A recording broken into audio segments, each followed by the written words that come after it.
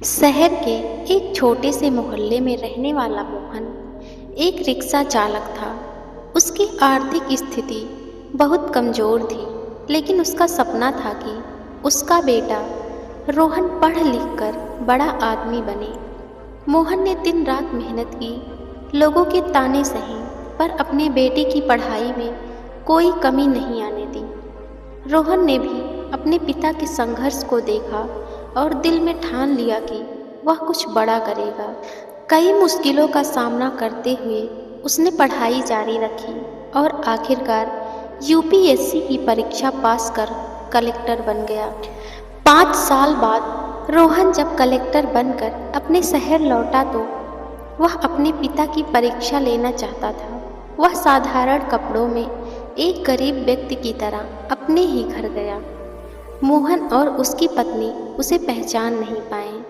रोहन ने मोहन से कहा, बाबा, मैं बहुत गरीब हूँ, मेरे पास रहने के लिए घर नहीं है।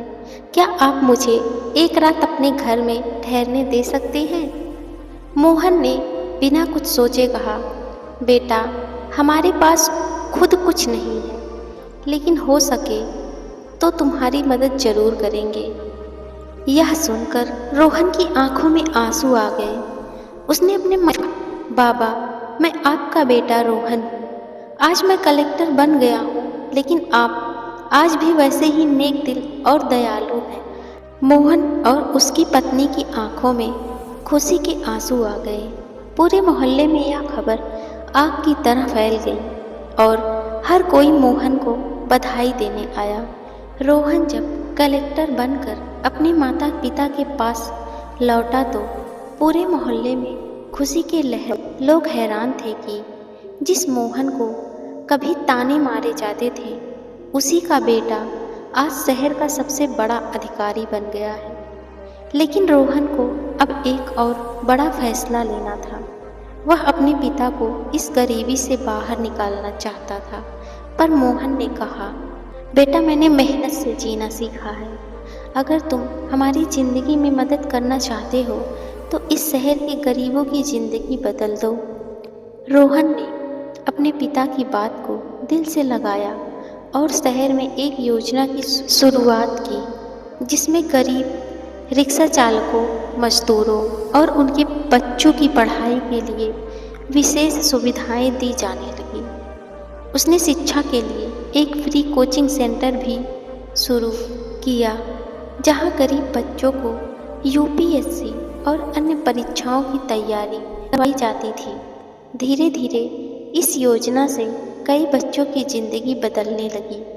कुछ सालों बाद उसी कोचिंग सेंटर से कई बच्चे अफसर बनकर निकले।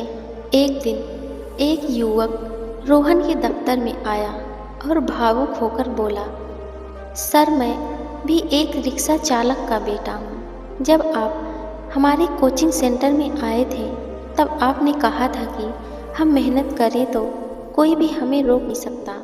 आज मैं भी एसडीएम बन गया हूँ, सिर्फ आपकी वजह से। यह सुनकर रोहन की आंखों में खुशी के आंसू आ गए।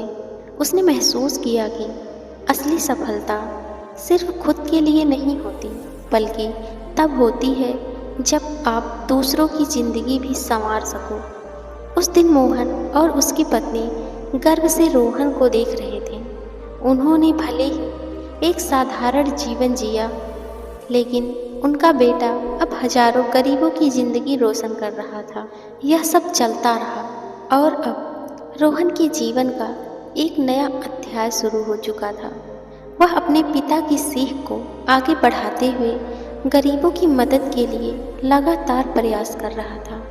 उसकी बनाई हुई योजनाओं की चर्चा पूरे राज्य में होने लगी। सरकार ने उसकी पहल को सराहा और कई जिलों में गरीब बच्चों के लिए निःशुल्क कोचिंग सेंटर खोले जाने लगे।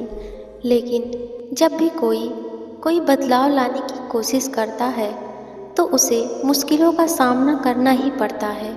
कुछ भ्रष्ट अधिकारी और नेता रोहन के खिलाफ हो गए।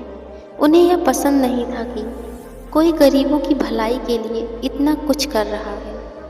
एक दिन रोहन को धमकी भरा पत्र मिला, जिसमें लिखा था कि अगर तुमने अपनी योजनाएं बंद नहीं की तो अंजाम बुरा होगा। पर रोहन डरने वालों में से नहीं था।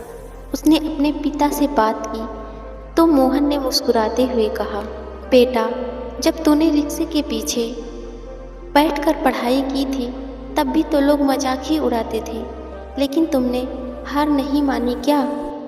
रोहन ने सिर हिलाया और कहा, नहीं बाबा, मैं अपने रास्ते से कभी पीछे नहीं हटा और ना ही कभी हटूंगा।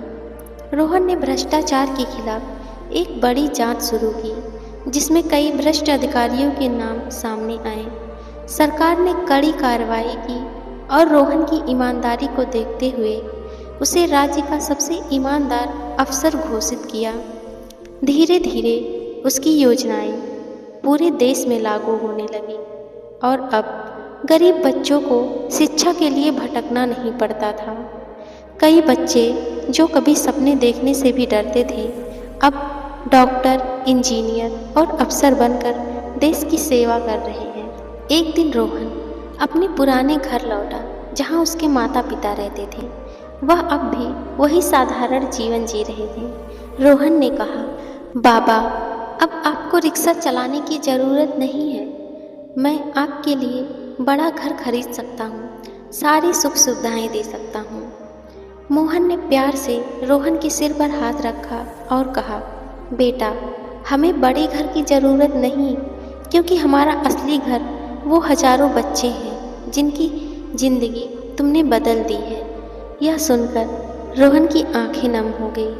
उस दिन उसे समझ आया कि सच्ची खुशी सिर्फ पैसे और आराम में नहीं होती, बल्कि दूसरों के जीवन को रोशन करने में होती है। दोस्तों, सफलता सिर्फ खुद तक सीमित नहीं होनी चाहिए, बल्कि वह दूसरों के जीवन में भी रोशनी लाने का जरिया बननी चाहिए। ऐसा मेहनत करो। Thank you. Please like, comment, share and subscribe. Thank you.